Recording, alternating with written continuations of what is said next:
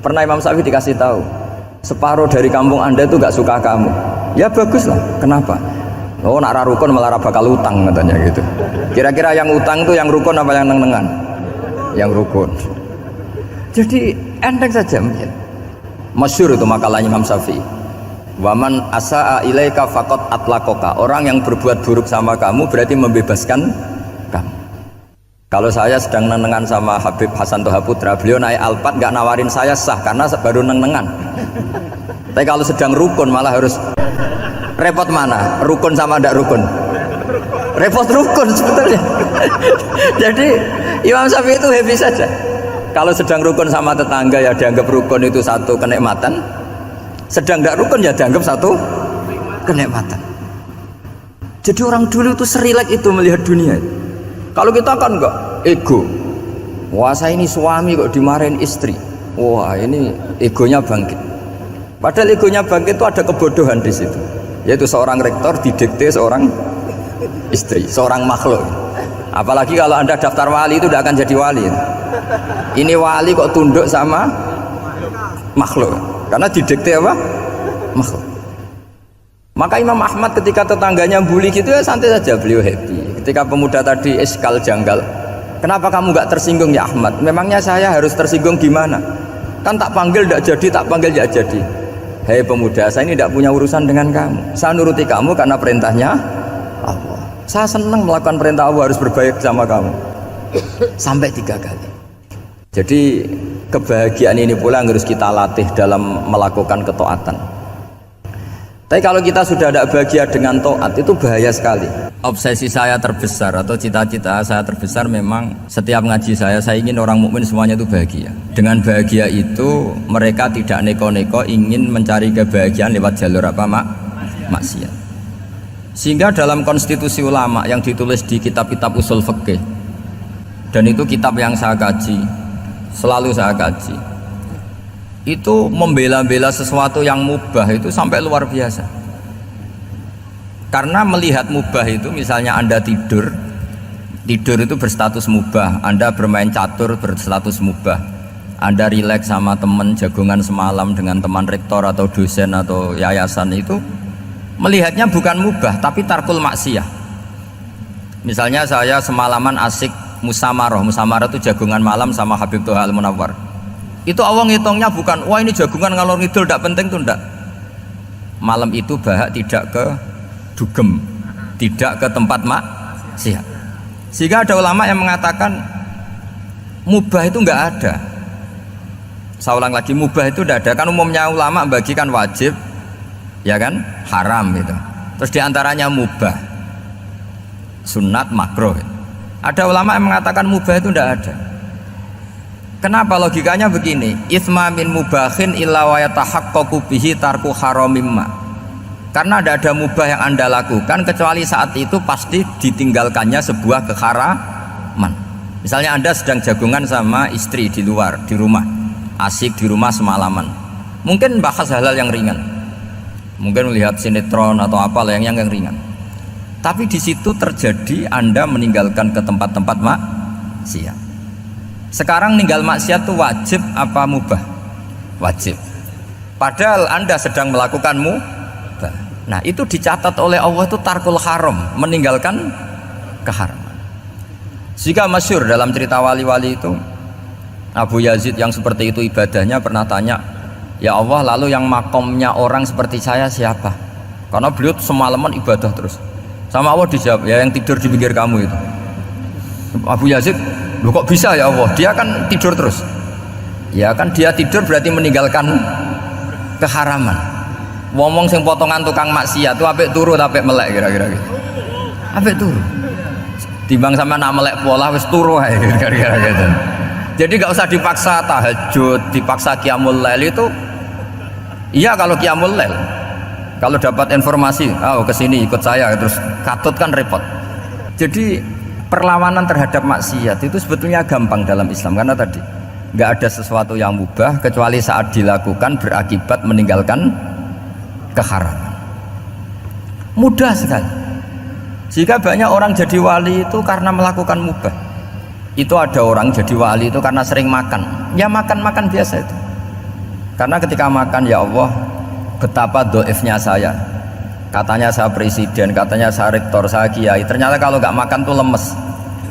Apa hebatnya makhluk yang bergantung makhluk yang lain, yaitu makanan.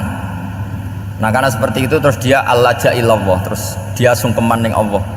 Betapa lemahnya saya.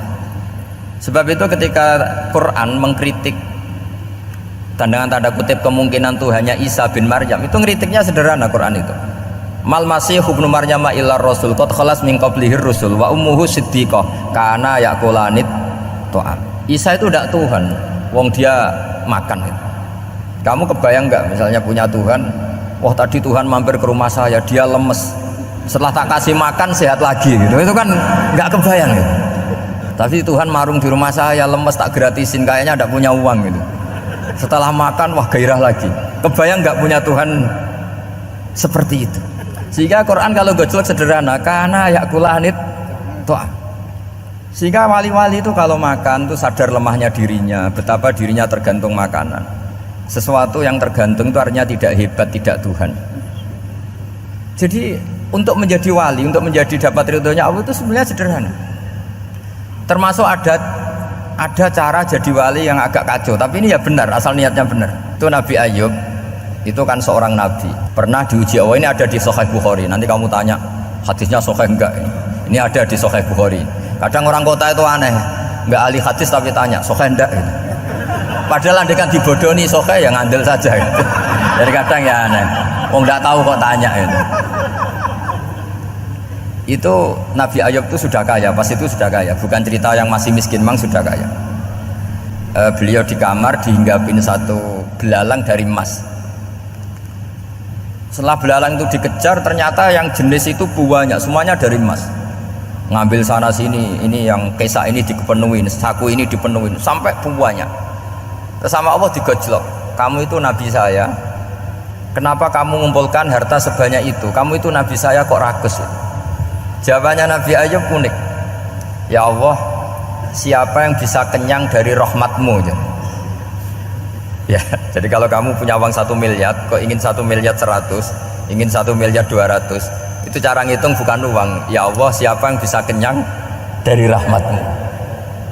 Karena rahmat Allah tidak terbatas. Sudah Gusti, tenang saja. Meskipun saya gini, rahmat Anda tidak akan habis. Sehingga waroi ada ilmunya, tomak juga ada ilmunya, termasuk ragus itu juga ada ilmunya. Misalnya begini, ini contoh ragus yang ada ilmunya begini. Ini saya beri contoh, mungkin yang boleh niru orang-orang soleh, kalau nggak soleh jangan. Imam Syafi'i, ini cerita nyata. Imam Syafi'i itu dulu ketika ngaji masih muda itu nggak suka sama guru yang kaya. Kebetulan dia punya guru miskin terus, namanya Sufyan As-Tsauri. Itu miskinnya Masya Allah. Sufyan bin Uyainah juga miskin, jadi dia miskin punya guru miskin terus, sehingga idolanya ya sama guru-guru yang miskin. Suatu saat guru-guru ini menyarankan dia ngaji Imam Malik. Imam Malik tuh kaya raya. Itu babutnya Imam Malik kalau diinjek itu mata kakinya tidak kelihatan saking halusnya. Itu Imam Malik tuh gaya. Kalau ngaji di kursi tinggi terus pakai bukhur, itu pakai dupa Arab yang mahal, pokoknya mewah kali Imam Malik. Terus dia mulai, ini kiai kok kaya. Kemudian setelah beliau alim tanya, saya harus ngaji siapa setelah ilmu jenengan habis kira-kira gitu. Kata Imam Malik, sudah kamu tidak usah perlu ngaji saya, kamu sudah alim alama. Terus Imam Malik datang ke Baki. Zaman itu Baki itu semacam kayak rentalan ya, semacam Grab lah kalau dulu itu. Mana kafilah yang mau ke Irak gitu. Ya sudah, terus oh kita mau ke Irak, ini antar ke Muhammad bin Hasan As-Syaibani. Itu dibiayai sama Imam Malik. Grabnya ya dibayarin, itu kafilahnya itu ya dibayarin. Imam Syafi'i disangoni surrotan min dhahabin. Jadi satu kepes uang dikasihkan. Itu pernah tak hitung semurah-murahnya itu sekitar 60 juta. Imam Syafi'i mulai mikir, kiai yang saya kritik lomo, sing kiai miskin tak puji, gak pernah ngamal kan, tentu orang miskin kan. Setelah datang ke Muhammad bin Hasan As-Syaibani, beliau itu pakar usul fikih, muridnya Abu Hanifah. Beliau al-usuli, pakar usul fikih. Itu Muhammad bin Hasan As-Syaibani itu kalau ngitung emas, itu di ruang tamu, uangnya miliaran, emasnya banyak. Dari kota ini dipindah ke kota ini, emas kalau ngitung di ruang tamu. bukan di kamar, di ruang tamu. Imam Syafi'i tambah kaget. Imam Malik kayak gitu sudah saya soal, malah ini kaya raya. Setelah Imam Syafi'i kelihatan kaget, digojlok sama Muhammad bin Hasan Asy'ibani karena beliau senior. Atajabu min hadza, kamu aneh melihat ini? Iya. Kenapa? Ulama kok kaya raya. Terus kata Muhammad bin Hasan, ya sudah, uang ini tak kasihkan orang-orang fasik, binti gue demenan, gue nyabu, gue macem-macem. Oh jangan, nanti dipakai maksiat. Oh jenengan mawon sing sugih. Semenjak itu Imam Syafi'i rubah mindset. Kamu ridho kalau yang punya prestasi seperti itu adalah orang-orang fasik? Ridho enggak? Enggak kan? Maka didoakan ini. Nah, itu namanya berpikir secara usuli. Kamu jangan hanya nuruti karena berpikir waroi terus kamu benci kekayaan, benci pangkat, benci apa, enggak bisa seperti itu. Karena pangkat dan kekayaan ketika dikelola secara kesolehan maka akan menjadi energi positif yang luar biasa. Semenjak itu Muhammad bin Hasan Asy'ibani berhasil mendidik Imam Syafi'i. Sampai akhirnya keterusan Imam Syafi'i berpendapat kalau orang Islam bisa bikin rumah tingkat kok punya rumah reot itu haram kata. Akhirnya keterusan. Kalau bisa jadi bupati kok jadi ketua RT juga haram. Karena al-Islam ya'lu wala yu'la alaih. Islam itu luhur bukan bisa diluhurin. Sehingga rata-rata orang Syafi'iyah termasuk kiai-kiai Indonesia itu rata-rata ya agak-agak politikus. Ya agak-agak kedonyan, mungkin sebagian kedonyan tenan gitu. Karena nggak ridho gitu loh kalau kesempatan itu dikuasai orang fasik kemudian menjadi kekuatan maksiat.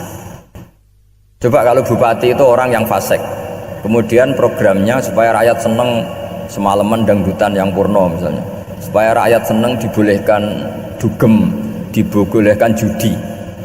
Tapi kalau yang jabat orang soleh kan ada beberapa perda yang menolak penyakit apa? Masyarakat.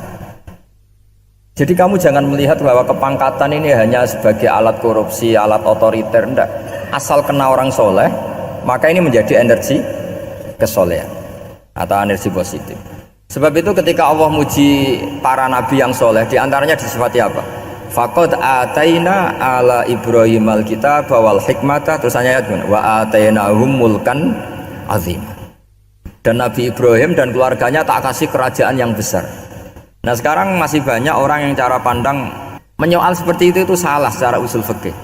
Karena secara usul fikih kesempatan yang baik tentu harus diperjuangkan oleh orang-orang yang soleh. Karena ini supaya jadi otoritas yang positif. Itu dulu ada latihannya.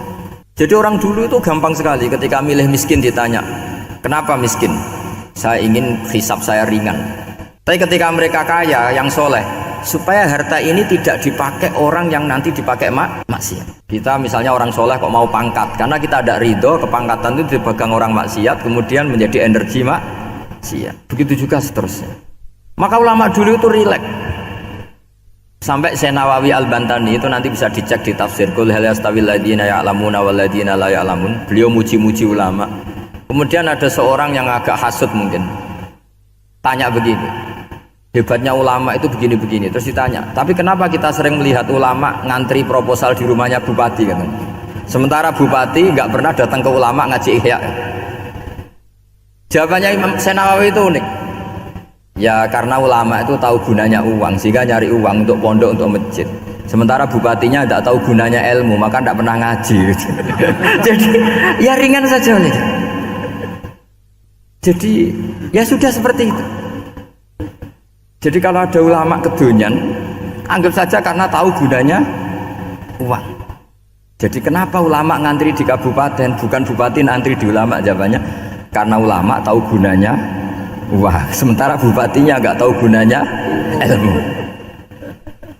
Ya kira-kira gitulah. Ada ustadz tidak ganteng, kesensem rondo cantik, karena tahu gunanya ustadz itu.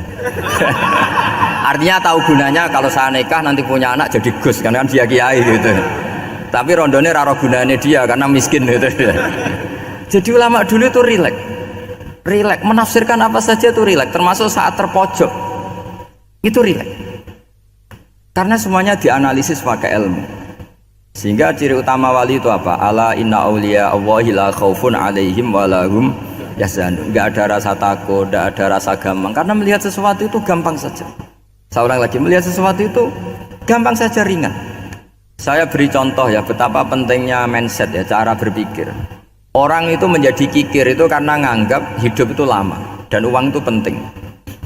Kalau zaman Nabi itu sederhana kalau melihat hidup. Pernah suatu saat Nabi itu punya jatah makan karena Nabi itu hidupnya juga pas-pasan. Jadi Nabi itu unik. Beliau di satu sisi kaya raya, bisa ngurmat Abu Hurairah, Ammar, Suhaib. Ashabu Sufa itu dirawat Nabi semua. Itu kan kaya, bisa ngerawat sekian orang. Tapi di sisi yang lain untuk pribadinya beliau miskin. Kadang nggak bisa makan hari itu. Tapi di saat yang sama bisa merawat Ahlus Sufa. Jadi keliru kalau orang hanya cerita Nabi itu miskin, untuk makan dirinya aja susah. Itu keliru. Kelirunya kalau tidak diteruskan, tapi Nabi mampu menghidupi Ahlus Sufa. Singkat cerita jatah makannya Nabi itu dikasihkan orang ketika Nabi tanya, ya Aisyah, makanan jatah saya di mana? Oh ya Rasulullah, tadi ada orang minta tak kasihkan, maka makanan itu habis. Apa kata Nabi? Kamu salah Aisyah. Yang kamu kasihkan itu justru yang masih. Ya, yang kamu kasihkan itu justru yang masih. Sehingga Nabi menganggap, makanya Nabi terus ngendikan. Ya kalau mukhatabnya lelaki ya kira-kira begini. Wa hal laka min malika illa ma akalta fa'afnaita wa labista fa'ablaita. Terus tanya, watasoddaqta fa'abqaita, kata Nabi. Harta kamu ya kamu makan kemudian ke WC jadi kotoran, atau punya pakaian mewah nanti rusak. Watasoddaqta fa'abqaita. Ada yang kamu sedekahkan yaitu yang abadi sampai akhir. Sehingga banyak pengusaha yang mencintai saya setelah tak ajari hadis itu, misalnya punya uang 1 miliar karena dia spekulan atau pedagang rawan bangkrut, disedekahkan ke masjid 50 juta, yaitu yang abadi. Jadi kalau suatu saat bangkrut dia masih punya uang 50 juta di akhirat. Jadi Nabi itu mengajari sedekah itu apa? Ya sedekah itu pengabadian uang. Kalau kita kan enggak, bilang sedekah itu nguras uang. Itu pikirannya setan, dan pikirannya orang Islam. Itu cara berpikir setan, bukan cara berpikir umat apa? Sehingga Sayyid Ali Zainal Abidin itu kalau ada orang minta kemudian beliau ngasih, itu beliau bilang gini, marhaban biman hamala zadi ilal akhirah. Matur nuwun nggih jenengan sing beto sangu kula nate. Jadi dianggap teller saja. Orang yang minta uang beliau itu dianggap tukang nyatet bank ini. Karena sudah ditabungkan, ya sudah. Kalau kita kan enggak, wah pengemis tuh ganggu gini-gini. Kecuali pengemis profesi ya mungkin kita agak-agak enak. Pada zaman akhir tuh ada pengemis apa? Profesi. Jadi repot zaman akhir. Terus tak beri contoh lagi kebahagiaan ketika kita milih Islam moderat. Islam kita diajarkan guru-guru kita, utamanya oleh guru kita Mbah Maimun. Saya juga sering ketemu beberapa ulama dunia termasuk Habib Umar. Saya juga ikut sowan ke sini pas beliau sama Habib ini Hasan Toha Putra di sini sama orang-orang moderat. Itu cara berpikir juga luar biasa indah. Beliau pernah cerita ya, beberapa ulama lah, banyak yang cerita itu. Saya pernah diceritani seorang alim ketika ada orang ekstremis itu mau ngebom di tempat maksiat. Kebetulan yang maksiat itu kebanyakan ya orang Islam, karena di negara yang mayoritas Islam. Ditanya sama Syekh Sa'rawi. Syekh Sa'rawi itu mufassir top di mana? Mesir. Ini mau tak habisin karena mereka orang Islam kok maksiat terus. Terus ditanya sama Imam Sa'rawi, laumatu ala khini ma'asihim aina masiruhum. Kalau mereka mati dalam keadaan maksiat, mereka kemana? Ya ilanar, mereka pasti masuk neraka. Terus ditanya sama Imam Sa'rawi, wahal masiruhum ilanar muradun nabi amlah. Punya umat maksiat kemudian mati masuk neraka, itu yang diinginkan Nabi apa enggak? Ya tidak aja. Ya sudah, enggak usah dibom, ditunggu tobatnya, kata. Karena kalau mati dalam keadaan itu ke neraka, dan itu tidak yang diinginkan Rasulullah Shallallahu Alaihi Wasallam. Terus ekstremis ini menjadi tobat, tidak berpikir ekstremis, Mas. Jadi orang itu harus berpikir mindset yang baik. Meskipun kadang berpikir baik itu ya agak-agak kacau. Ada seorang wali Majdzub itu kalau berdoa agak kacau, tapi nggak bisa dibantah. Masyhur itu doa itu. Ini sekaligus ijazah, tapi kalau sebelum wali nggak boleh. Itu datang ke makamnya Rasulullah SAW. Terus doanya itu begini, ya Allah sekarang terserah engkau. Ya Allah, sekarang terserah engkau. Jika saya kamu jadikan orang soleh, jika saya engkau jadikan orang soleh, maka surra habibuk, maka kekasihmu ini senang. Yang susah musuhmu yaitu setan. Tapi kalau engkau menjadikan saya orang fasik, maka yang susah kekasihmu, yang senang musuhmu. Jenengan punya dua pilihan itu. Wah, itu kan doa tapi kayak teror itu. Ya, jadi berdoa di Raudhah. Wah, itu pasti mandi itu karena agak-agak maksa Tuhan itu. Ya Allah, engkau punya dua pilihan. Jika saya jadi orang soleh, maka kekasihmu ini senang, musuhmu yang susah yaitu setan. Tapi jika saya jadi orang fasik, maka musuhmu yang senang, kekasihmu yang susah. Mohon terserah jenengan, mau menyenangkan kekasihmu apa menyenangkan musuhmu gitu. Kira-kira gimana? Kalau tertarik boleh doa itu dipraktekkan. Tapi kayaknya kalau copy paste itu nggak keren, apa? Jadi dulu orang itu muamalah sama Allah dan Rasul itu rileks. Rileks itu nyaman karena ya tadi, kul bi fadlillah wa bi rahmati fa bidzalika falyafrahu. Sehingga Imam Izzuddin bin Abdissalam itu ngendikan, innalladzina yarmunal muhsanatil ghafilat. Di antara kebaikannya ibu-ibu atau mbak-mbak ini harus berstatus ghafilat.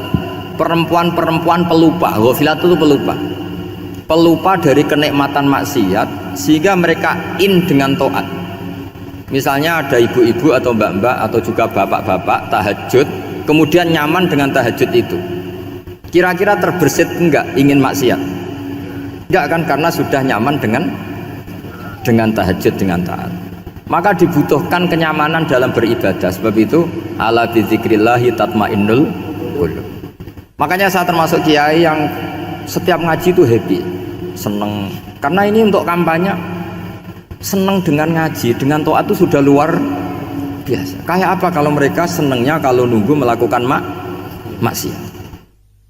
Jadi termasuk bentuk perlawanan kita terhadap maksiat adalah usahakan kamu tuh bahagia, senang dengan taat, istiqnas billah, mu'anasah billah, farah billah, itmi'nan tumakninah billah. Sehingga ini mencukupkan kita tidak berkebutuhan maksiat. Meskipun kita ya manusia, pasti suatu saat atau sudah pernah maksiat.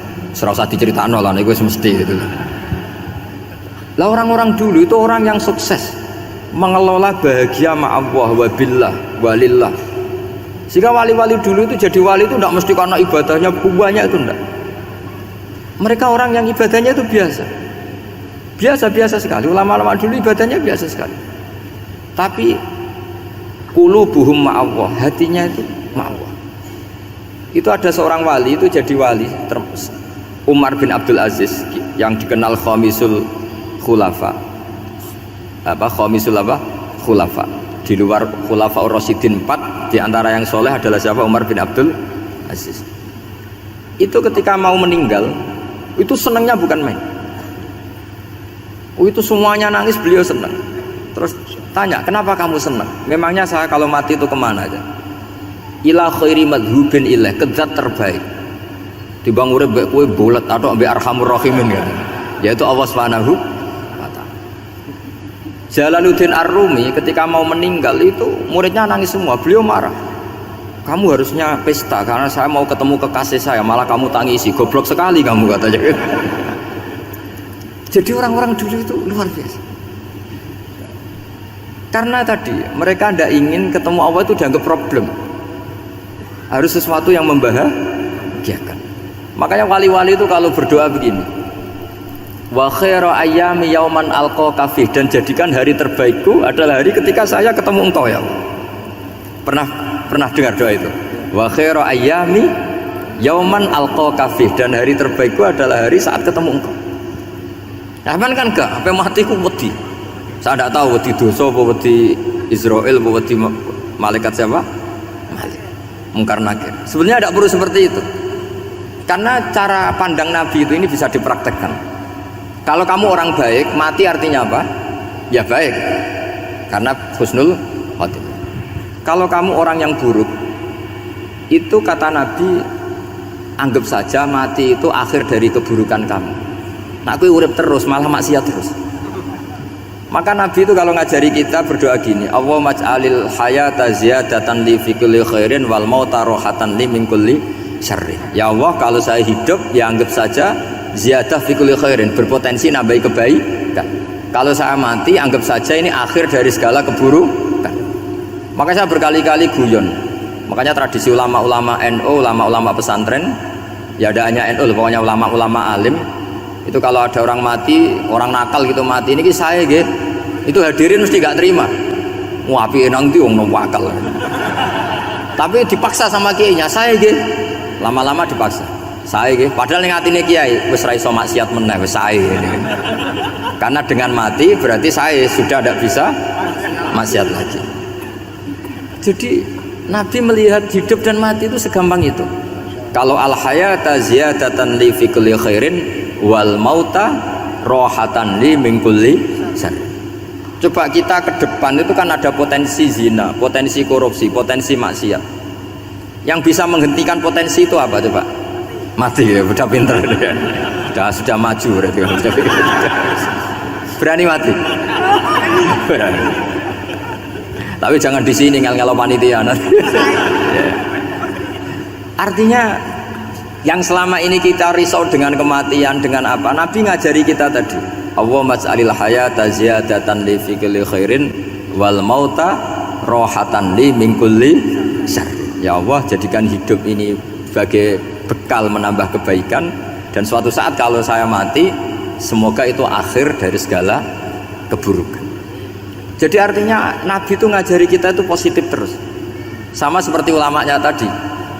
Nak lagi rukun mbek tonggo ya sanggep ae kanca keapian. Nak nenengan ben ra utang ngoten. Dadi pokoke penak terus itu. Nak bojo lagi ngamuk alhamdulillah gak ngajak blonjo.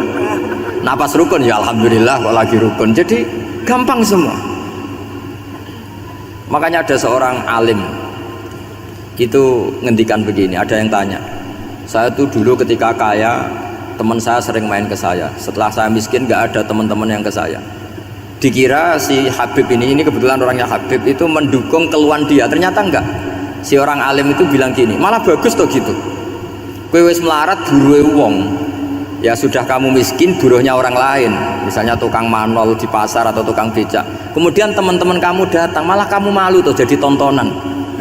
Bagus kalau mereka lupa pas kamu miskin tidak ada yang lihat katanya. Jadi apa ya, dianggap enteng saja gitu. Akhirnya orang ini nggak jadi ngeluh. Selama ini kan kita ngeluh ya ketika miskin teman-teman nggak datang. Coba kalau mereka datang pas kamu buruh bikin foto di orang lain, mantan bos buruh, malu nggak? Milih datang kepada? Nggak lah, sudah bener itu. Jadi ulama dulu itu makanya sering baca biar tahu solusi hidup.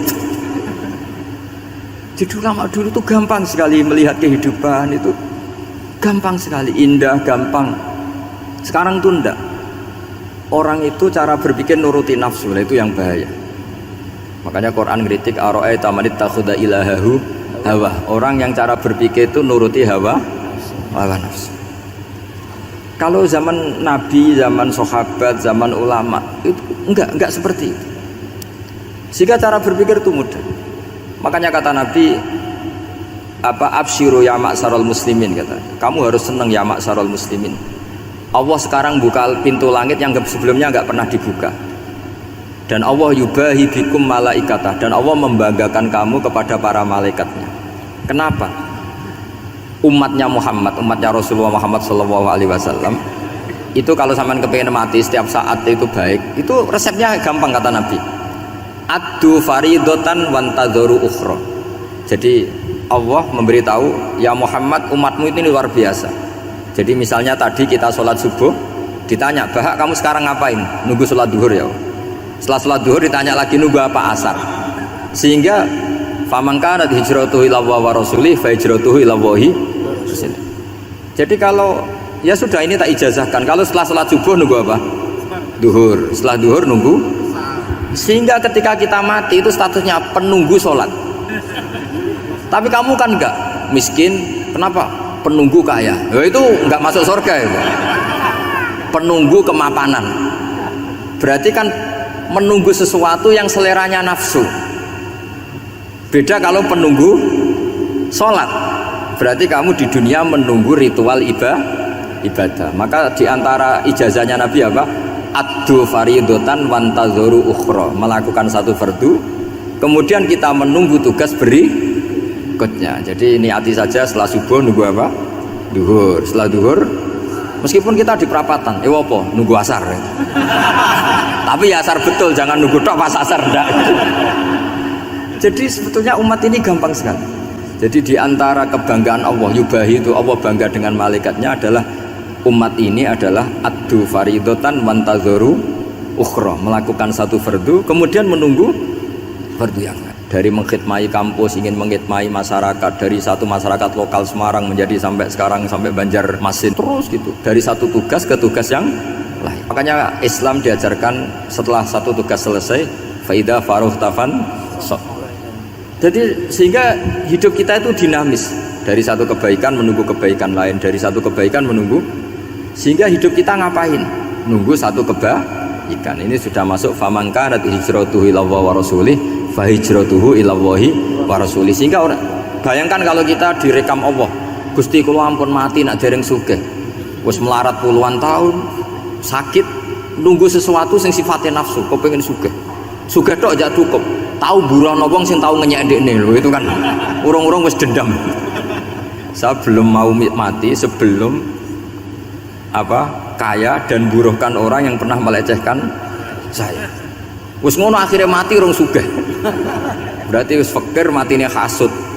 Mau itu ngenes dunia akhirat kan kira-kira seperti itu. Kamu santai aja kalau fakir berarti meringankan hisab karena ada banyak harta. Yang mau dihisab papanya enggak punya apa-apa. Jadi saya mohon sekali ya, Islam itu mengawal kebahagiaan.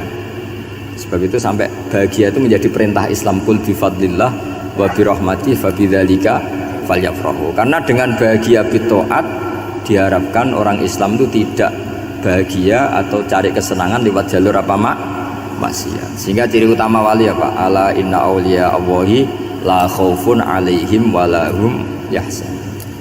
Sehingga ulama dulu itu rileks-rileksnya, termasuk yang saya ceritakan tadi, Imam Ahmad, Imam Syafi'i, itu melihat apa saja rileks.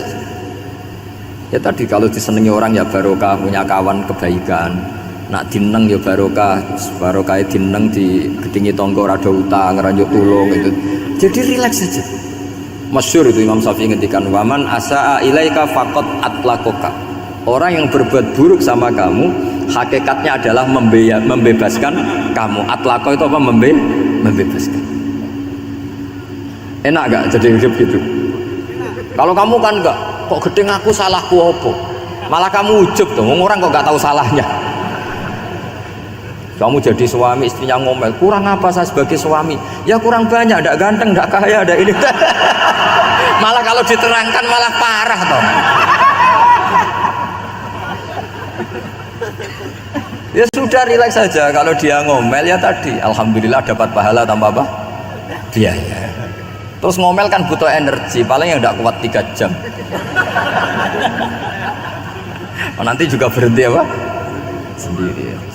Terus ambil nilai positifnya. Misalnya ngomel sama suaminya, bagus lah. Kalau ngomel sama tetangga malah kayak apa gitu aja udah. Jadi ulama dulu itu gampang sekali melihat hidup. Rasulullah ya gitu, melihat hidup tuh gampang saja. Ketika tanya, ya Aisyah apa ada sarapan? Tidak ada ya Rasulullah, ya sudah saya tak puasa. Jadi enteng saja. Kadang-kadang beliau ingin puasa, ya puasa sunat, ada sarapan nggak jadi puasa. Rileks. Nabi itu rileks. Kalau ngajari kebaikan juga rileks.